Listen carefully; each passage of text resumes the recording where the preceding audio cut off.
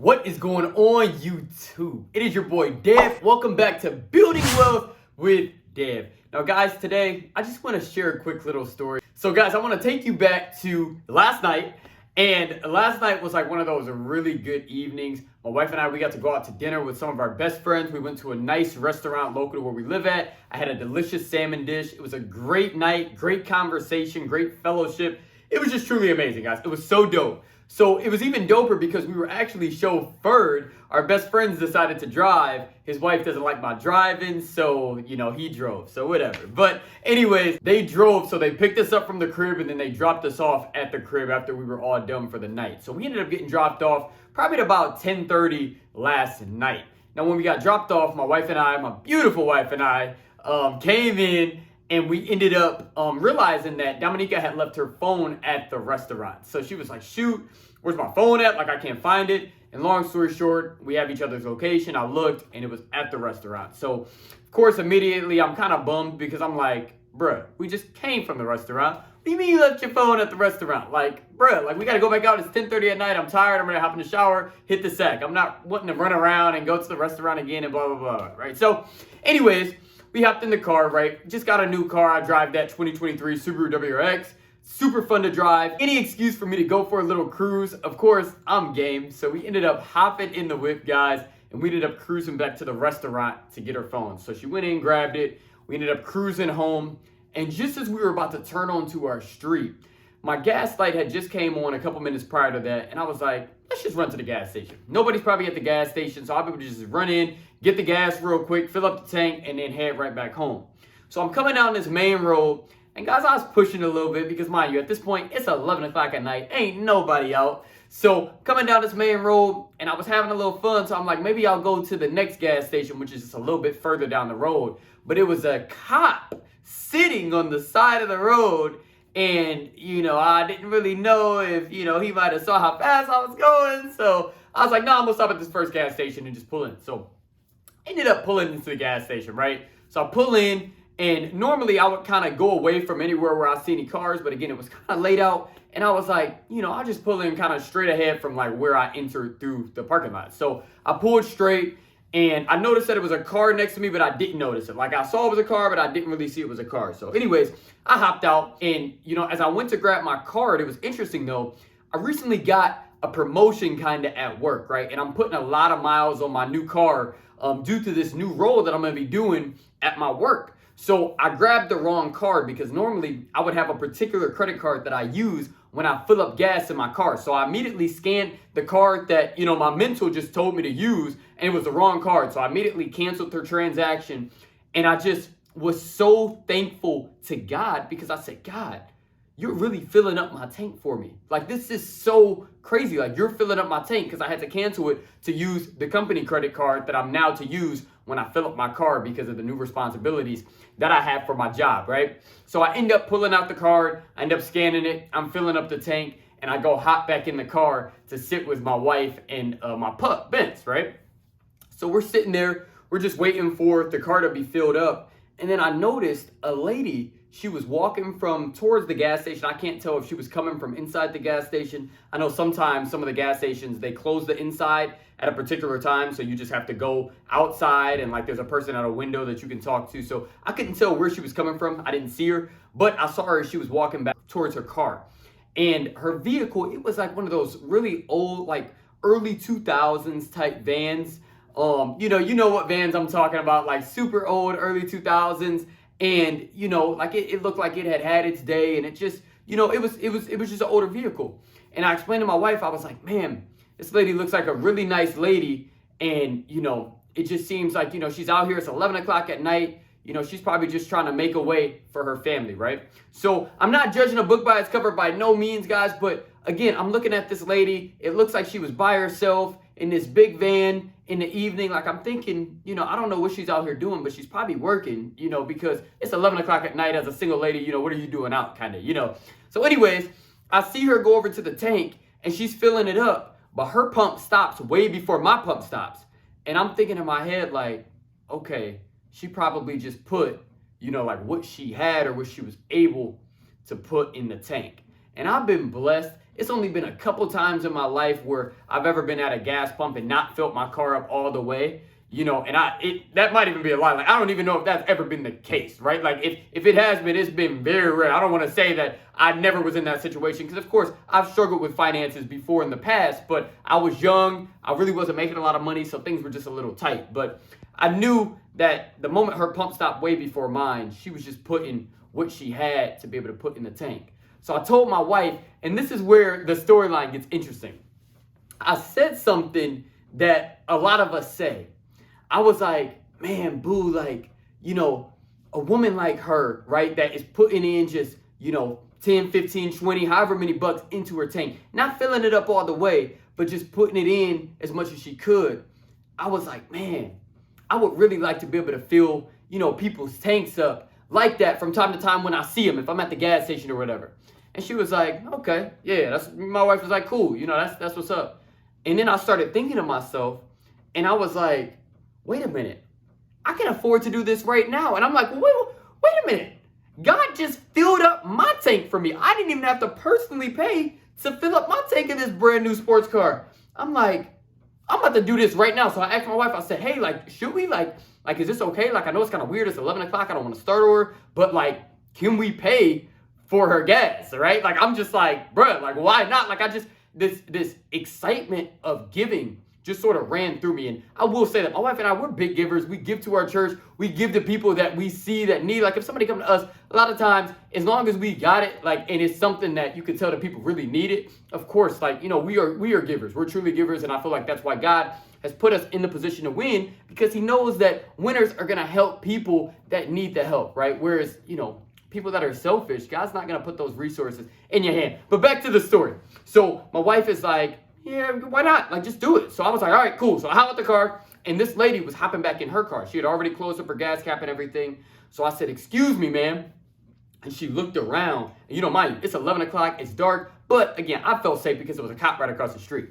So I was like, excuse me, ma'am. She looking around. She was already sitting in the driver's seat. And I like waved to her. I said, I'm over here. And I was like, hey, ma'am, we were wondering if we could fill up your tank. And she was like, oh, no. Like, I just used my card or whatever. I already handled it. Like, I'm good. Thank you. And I think she was wondering if I was asking, like, can I physically, like, fill up her tank if she paid for the gas, right? So I was like, no. Not like that. I'm like, can we pay to fill up the rest of your tank? And I'm looking at the screen like, okay, you only put $15 in. Like, I want to fill it up. Like, I want you to leave here on full. And she was like, do I have to do anything for that? And I'm like, no. I'm like, absolutely not. I said, no, we just want to do that. Like, out of our heart. Like, we just want to do that. And she was like, well, yeah, thank you so much. And this is where it got really good. So she was on the phone with a friend of hers, because I could sort of hear that she was talking to somebody. So her friend was like, girl, where you at? And she was like, I'm at the gas station. And then she was like, yeah, some nice man, he just asked to fill up my tank, and yeah, and they're just filling up my tank. And then the lady made my day. She stepped away from her phone call for a second, and she was talking to me at this point. She just was like, I feel like I'm on one of those shows or something. Like what's going on? Like, and I was like, that is so dope. Here it is, 11 o'clock on a Friday night. This lady is at the gas station all by herself, filling up her tank, putting in what she could afford to put in, right? She put in her $15, and you know how it is, man. When you're struggling with money, you come up with what you can to get some gas in the car to be able to get to where you're trying to go. You got things to do. You got people to see. I get it. Like, it's so hard, right? I get it. So the fact that she felt like she was being punked, or that this was some kind of TV show where, like, she was being recognized, like, I just thought that was so freaking amazing. So I put my card in, of course, my personal card, not the company card, right? God had already paid for my gas. So I put my personal card in, boom, hooked it up to her car. And then I told her, I was like, hey, have a great night. I took the pump out of my car, of course, put it back in the gas thing, closed up my tank, hopped in my car. And as I'm hopping in my car, I hear her tell the girl that she was talking to, she said, girl, and now I'm about to be out here dashing all night. And when I got in my car, I shut my door and I looked at my wife and I was like, babe, that was amazing. And that's the reason I wanted to share this story. Now, I don't know how much her van took. I'm assuming it probably only took 20, 30 bucks, right, to fill it all the way up because she had already put 15 bucks in it. And I don't know how low it was. I'm assuming it was on E, but you never know, right? So she put 15 bucks in it. The van was an older van, probably had a decent sized gas tank.